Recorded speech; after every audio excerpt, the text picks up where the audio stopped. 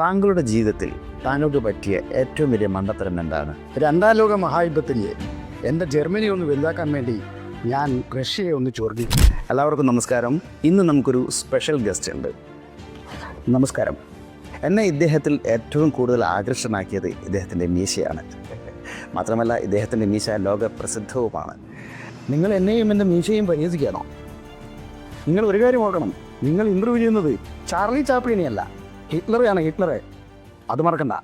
അയ്യോ, അങ്ങനെയൊന്നും ഉദ്ദേശിച്ചില്ല Hitler sir. എന്നെ ഹിറ്റ്ലർ സാർ എന്ന് വിളിച്ച് ബുദ്ധിമുട്ടണ്ട. കൊച്ചു കുട്ടികൾ വരെ എന്നെ ഹിറ്റ്ലർ ഹിറ്റ്ലർ എന്നാണ് വിളിക്കാറ്. താങ്കൾ ഭയങ്കര സ്ട്രിക്റ്റ് ആണല്ലോ, എന്താ അതൊരു കാരണം? എന്നെ തന്നപ്പടി വളരെ സ്ട്രിക്റ്റ് ആയിരുന്നു. ചെറുപ്പത്തിൽ ഞാൻ നന്നാവാൻ വേണ്ടി എന്നെ നന്നായി തന്നുമായിരുന്നു. തന്നിട്ടും പ്രത്യേകിച്ച് കാര്യം ഉണ്ടായില്ലല്ലേ? മിസ്റ്റർ സുനേഷ്, ഞാൻ സംസാരിക്കുന്നതിനിടയിൽ എൻ്റെ ഫ്ലോ കാണുന്നത്. Sorry sir. അതൊക്കെ കൊണ്ട് തന്നെയാണ് ഞാൻ സ്ട്രിക്റ്റ് ആയത്. ഹിറ്റ്ലർ എന്ന മലയാള സിനിമയിൽ മമ്മൂട്ടിയുടെ ക്യാരക്ടർ വളരെ സ്ട്രിക്റ്റ് ആയിരുന്നല്ലോ. താങ്കൾ സിനിമകളൊക്കെ കാണാറുണ്ടോ? സിനിമകളൊക്കെ കാണാറുണ്ട്.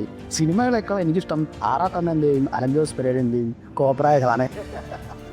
മണ്ടത്തരങ്ങൾ പറ്റാത്ത ആൾക്കാരല്ല. എന്നാലും താങ്കളോട് ചോദിക്കുകയാണ്, താങ്കളുടെ ജീവിതത്തിൽ താങ്കൾക്ക് പറ്റിയ ഏറ്റവും വലിയ മണ്ടത്തരം എന്താണ്?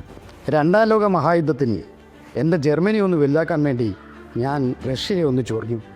ഞാൻ അറിഞ്ഞില്ല റഷ്യ ഇത്രയും വലിയ പുള്ളിയാണെന്ന്. റഷ്യ ഞങ്ങളെ തിരിച്ചു മാന്തി.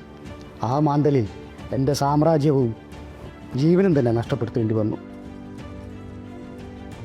ഞങ്ങളൊക്കെ ഇപ്പോഴും ആലോചിക്കുന്ന ഒരു കാര്യമാണ്, ഇത്രയും ധീരനായ താങ്കൾ എന്തിനാണ് ആത്മഹത്യ ചെയ്തത്? യുദ്ധത്തിൽ ഞാൻ തോൽക്കുകയോ എന്നെ പിടിക്കുമെന്ന് ഉറപ്പുമായപ്പോൾ ആത്മഹത്യ ചെയ്യുന്നതാണ് നല്ലതെന്ന് എനിക്ക് തോന്നി. പിന്നെ ലോകരാജ്യങ്ങളും പബ്ലിക്കും ഒക്കെ എനിക്കെതിരായിരുന്നു. ഒരു ദുർബലനായി ജീവിക്കാൻ എനിക്ക് താല്പര്യമില്ല.